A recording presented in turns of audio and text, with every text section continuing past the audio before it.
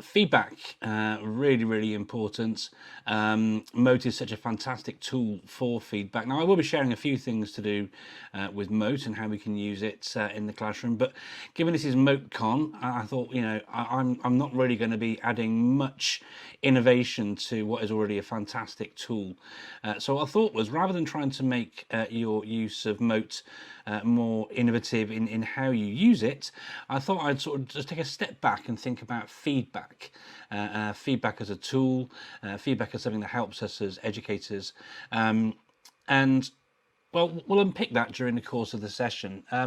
Thank you so much to Rick for his kind comments about my work. I thought I'd share a little bit about me. Hope that's okay before we get into the feedback bits and bobs. I wanted to share that I am a former teacher, middle and senior leader. I'm also, that's what the FCCT stands for at the top just here, founding fellow of the Chartered College of Teaching here in the UK. I've written a few books and guides and bits and bobs on my blog. ICTEvangelist.com has won a few awards over the years as well.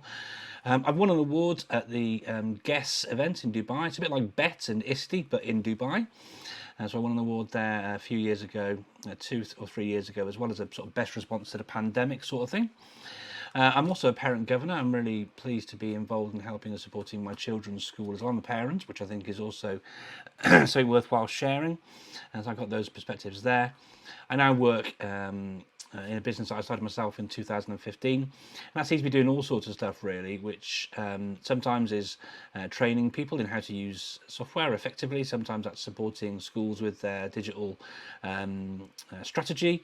And sometimes that's speaking at events, giving keynotes and that sort of thing. Sometimes it's like are here right now at MoteCon as well. I run my own business, ICT Evangelist, as you probably heard a second ago from Rick. But I'm also working part-time. I started this in 2021 as the head of education at NetSupport, a company that produces software for helping use technology purposefully in the classroom. And I might dive into a little bit about that and some of our products later on and how they tie into Mote as well. I also run another business called Global EdTech. If you are thinking about wanting to share about Mote and how brilliant it is and want a platform upon which to do that, and if you're already blogging on your own blog as well, you can also write for us over at global-edtech.com. It's a site where we try and bring people from Google and Apple and Microsoft together, because sometimes they often sit in sort of separate silos. Bring people together so we can share about what works in the classroom, because we often find what works in a Google environment will also kind of work in an Apple and a Microsoft environment as well.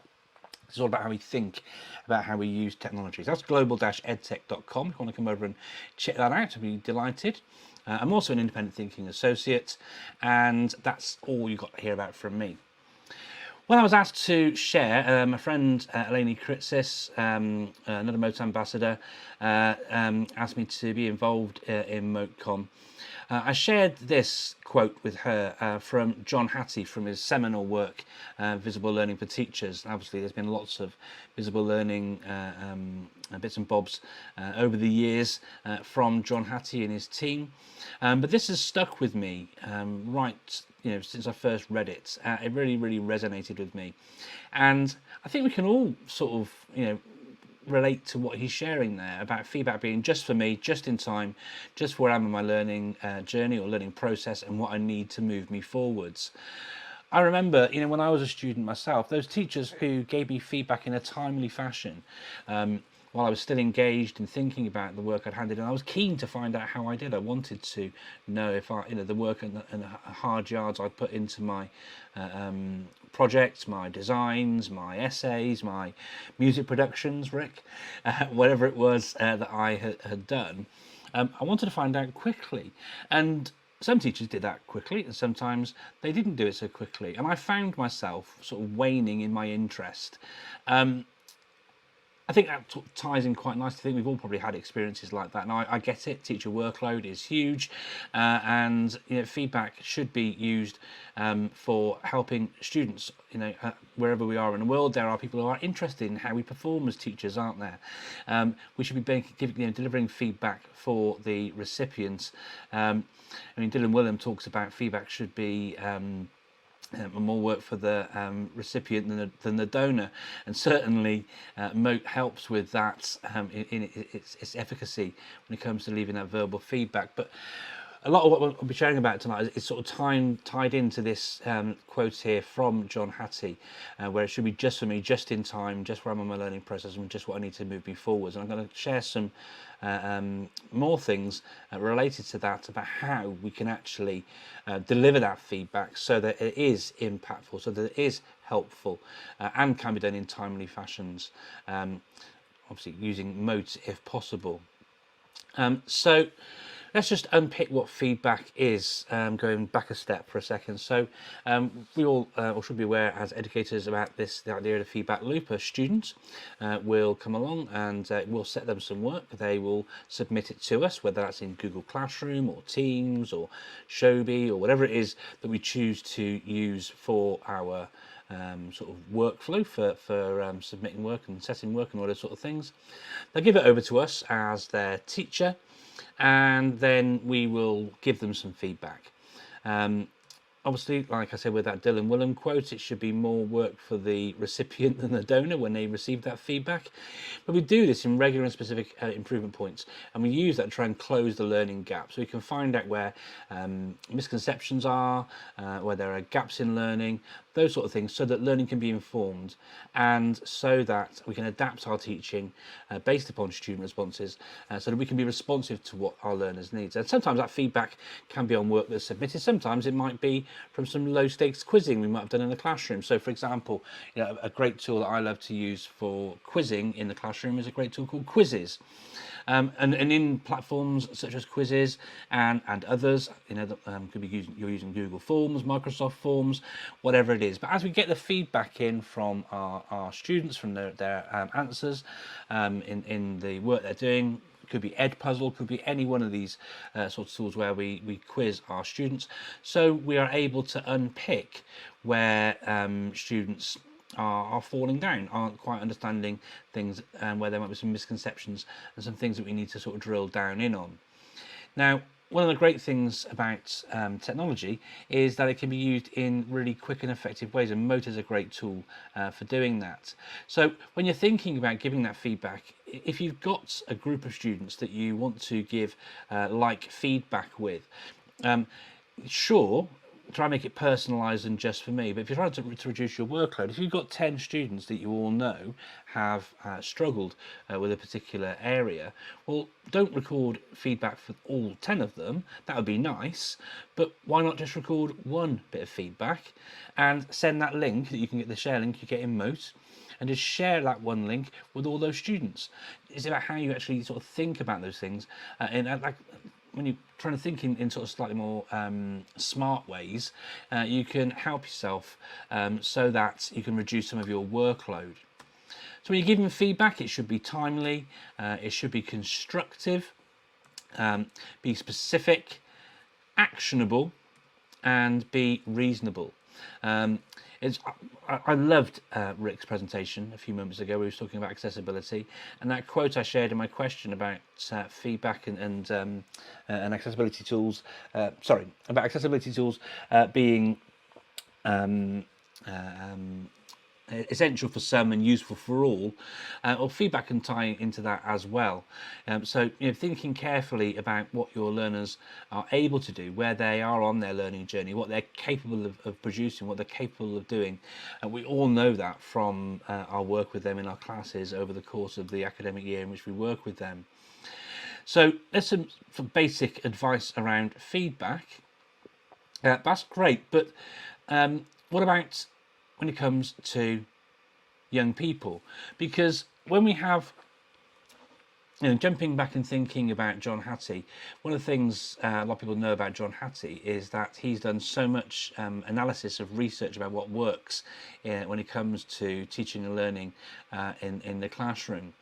And one thing that we know that works is metacognition. So when learners are thinking about their learning, when learners know how best for them to learn, when they engage in conversation, and I'll dive into that a bit more in a bit more depth in a few minutes. When they talk about their learning, when they talk about their work, when they have to defend what that is they're making, when they have to also think about other people's work and critique that and leave feedback for others. How can they go about doing that? So if John Hattie can inform what we're doing, making sure that our feedback is just in time, just for me, just what I need to help me move me forward in my learning process, so forth and so on, then what about, what can we use to frame, excuse me, that feedback with our young people? Someone whose work I really rate and respect is a guy called Ron Berger. If you haven't read his book, An Ethic of Excellence, I would strongly recommend you have a read of it. Many of you, I suspect, will have seen Austin's Butterfly and the power of useful, helpful, he calls it critique, I call it feedback. Potato for me, but some people might think critique is slightly different to feedback, and we can have a conversation off air if you wanted to do that. But with Austin's Butterfly, by giving the, and if you haven't seen it, Austin's Butterfly is a video where a student called Austin was asked to create a butterfly. And through the process of 6 or 7 iterations of creating this different image of a butterfly, so from the starting point of it not being a great design or great image of a butterfly, by the end, Austin had made this absolutely brilliant butterfly. Now, this was all hanging off the back of the idea that feedback that was kind, specific, and helpful. So peer feedback is a great tool, a great thing to do in the classroom, but young people in our classrooms, they're not us. They haven't been to university, they haven't spent time learning and training how to be a teacher, how to deliver feedback. They don't understand about the feedback loop. John Hattie won't be in their frame of reference, all these different things. And one of the reasons why I love Berger's ideas here is because they're so simple to remember, simple to implement, and simple to embed inside the classroom. And so it could be that you share something like this, and this is one of the things that I absolutely love, and Rick demonstrated it so beautifully during the last presentation. It's so easy to leave feedback in Mote. This isn't what I'm going to share with you. I have got a sort of audience participation session in just a moment, so get your keyboards and microphones ready for that, and when I share it with you in a moment. But it's so simple to leave feedback. We just click onto the Mote icon just here. I prefer this one because, and all the designs are really, really quite amazing, but I prefer this one because it has the person sort of facing, so you can see their face, you can see that they're wearing headphones, the look on their face looks good, they look intent on their feedback, and it's nice to see that other students are receiving feedback at the same time. You might like to consider, however, changing some of the colours. You might like to consider making it so that there are some icons around the outside. And I like auto-magically as well, Rick, because it is the perfect word. But it's so easy to drop your feedback in. And the point I was making really was, in trying to give that feedback then, I tried to be kind, I tried to be specific, and I tried to be helpful. Okay, and great easy way of doing this. And if you're doing peer feedback, I was talking about this image here, giving peer feedback in a sharing presentation such as this is super easy. But it's such a simple way of doing it, but the key is making sure on a metacognitive level that your students understand why they should be giving feedback which is kind, why they should be giving feedback which is specific, and why they should be giving feedback which is helpful. Kind, because we want to keep the person on side when we're actually wanting them to be the recipient of some feedback. You don't want to go, oh, that's rubbish, yeah, it's just no good, there's no point in doing it, you just start. No, kind feedback brings the person receiving that feedback on board straight away. Specific, so you're saying exactly what it is that needs to be worked on, and helpful, so that the young person is able to then deliver that and respond to the feedback that they have received. Brilliant stuff. So very quickly, we're getting some feedback dropping in on there on that. So feedback using Mote doesn't have to be feedback from just you as a teacher. I strongly support the idea of using Mote with young people so that they can leave their feedback as well. And for many, that can be much more accessible. And it's a really great way of doing it. You know, trying to get 30 learners all leaving some typed feedback on a screen can lead to some quite interesting engagements on your slide. Maybe some of you have got some stories to tell about students diving into the slides and moving things around and so forth and so on. But say, using Mote as a tool for peer feedback is a great way to do it, and Google Slides is a great platform, and the integration there is super helpful. Obviously, you can use the share URL from Mote in other platforms, and this idea can be adjusted for other ecosystems where some voice options may already be available. The key is making sure, as I say, if you really want to make the feedback powerful, make sure that it's kind, specific and helpful, whilst also, hopefully, because you'll be doing this in class with your learners, timely, just in time, just for that particular person, just what they need to help them with their learning journey, so forth and so on. So I was going to stop sharing that one now. Thank you for the audience participation. Please feel free to carry on popping your feedback in there if you want to. You're very welcome to, and I may well find people who've watched the broadcast back afterwards actually have gone through and popped some more things in there at a later date as well. I'll leave that one open for the time being. So I'm going to go back to my presentation, main presentation, and share my screen again. I can see I'm not doing too bad for time, so that's a good place to be.